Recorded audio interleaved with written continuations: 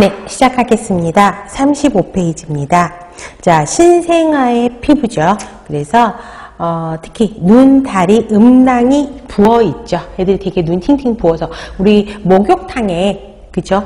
목욕탕 그 물을 양수라고 생각하면 돼요. 양수에 오랫동안 담가져 있었죠. 부어서 나오죠. 그래서 눈, 다리, 음낭에 부종이 있고 중요한 거는 발바닥에 주름이 많다라는 거. 그래서 보시면 됩니다. 자, 대표적인 정상적인 것들이 이거예요. 그래서 말단 청색증, 말단 부부에 청색증이 있다라는 거. 그래서 이건 일반적으로 정상으로 보이게 됩니다.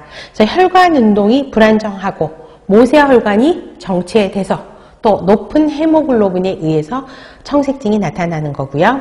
그 다음에 입주위 청색증은 비정상적인 거예요. 그래서 애가 우유 먹거나 울거나 이럴 때 생기는 주변에 페리오랄 사이노시스라고 이야기하는데 이런 거는 심장 질환을 의심하게 됩니다. 그 다음에 대리석양 피부요. 피부가 냉기에 노출되면 피부가 일시적으로 얼룩덜룩하게 대리석 모양으로 바뀝니다.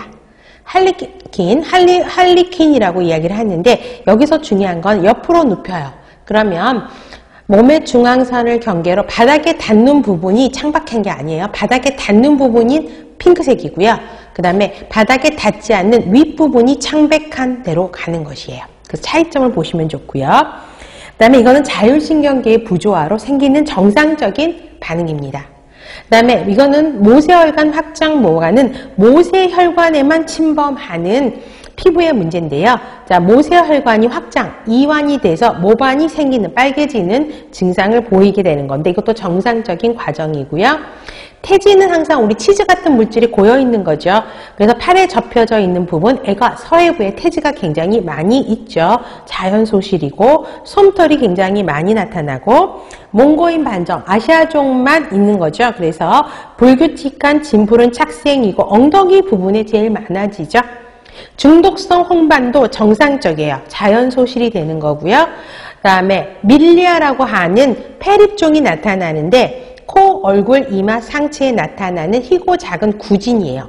피지선이 막혀서 생기는 건데 어르신들이 할머님들이 얘를 키우잖아요. 그러면 얘가 이렇게 밀리아가 나면 할머님들이 뭐 하신 줄 아세요? 짜요. 그죠? 그럼 뭐가 나오긴 해요. 근데 이거는 말 그대로 피지선이 막혀서 생기는 거니까 짜면 피지선이 나오는데 그러다가 염증 생길 수 있어요. 그래서 그냥 놔두시면 없어지는데 이런 밀리아가 있는 거는 정상인 겁니다. 딸기 모양의 혈관종이요. 자, 진피층, 진피 아래쪽에 이완된 모세혈관 때문에 혈관종이 생기는 거죠. 쉽은 말하면 깊은 혈관에 생기는 결절을 혈관종이라고 이야기하죠. 근데 이것도 시간 지나면 없어져요. 정상적인 겁니다.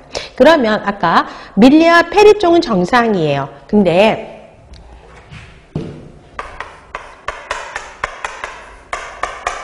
자, 밀리아리아라고 하는 게 있어요. 이거는 뭐냐면 한국말로 하면 한진이에요. 한진이 더 어렵지 않아요? 쉽게 말하면 땀띠요.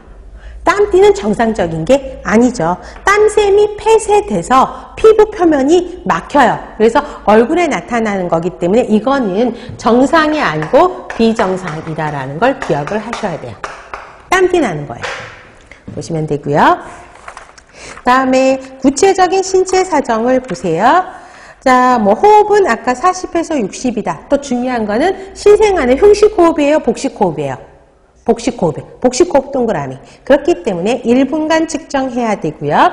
그 다음에 심박동수 아까 120에서 160. 그 다음에 1분간 측정한다. 꼭 기억하시고요. 그 다음에 또 꼭 기억할 거.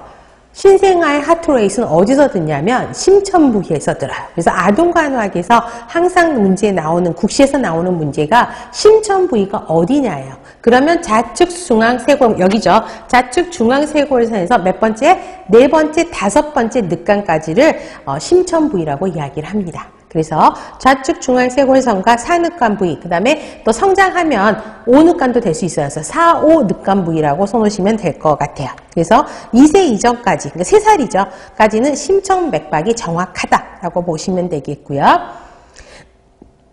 체온은 굳이 외울 필요는 없고 직장 체온계는 신생아에게는 안 씁니다. 점막 손상을 가져올 수 있습니다. 혈압은 거의 시험 문제 안 나와요. 그 다음에 신생아는 머리 둘레가 커요? 가슴 둘레가 커요?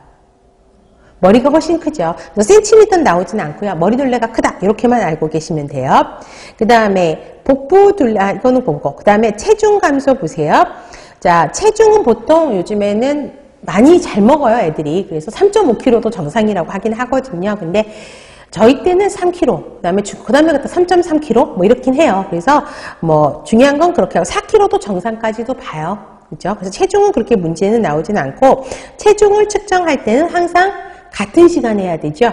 우리 성인도 항상 같은 시간에 체중 측정하죠. 근데 애들은, 성인은 같은 옷을 입고 같은 시간에. 그렇지만 애들은 기저귀만 채우고 해야 돼요. 옷은 벗기고 기저귀만 채운 상태에서 같은 시간에 측정한다. 기억해야 되고요. 그 다음에 생리적인 체중 감소, 이거는 기억하셔야 됩니다.